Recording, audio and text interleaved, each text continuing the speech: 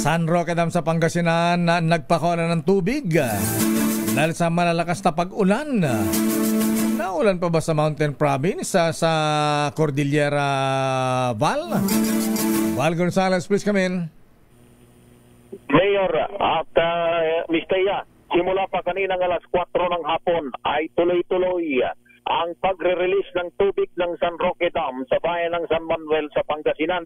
Sa pinagsamang report ng Pag-asa Hydrometeorology Division at National Power Corporation, kailangan ng controlled release na ito upang ibaba ang elevation ng reservoir bilang paghahanda sa inaasahang malakas na inflow ng tubig dahil sa mga pag-ulan na dulot ng habagat. Sa huling report ng Pag-asa, nasa mahigit 2 metro na lamang ay aapaw na ang water level ng damba.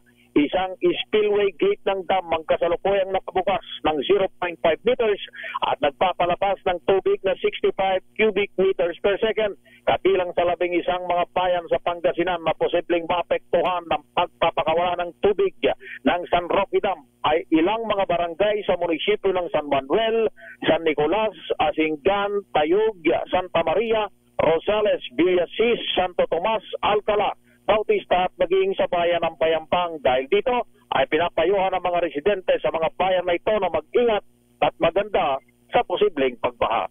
Ako si Val Gonzales, DZRH, una sa Pilipinas, una sa Pilipino.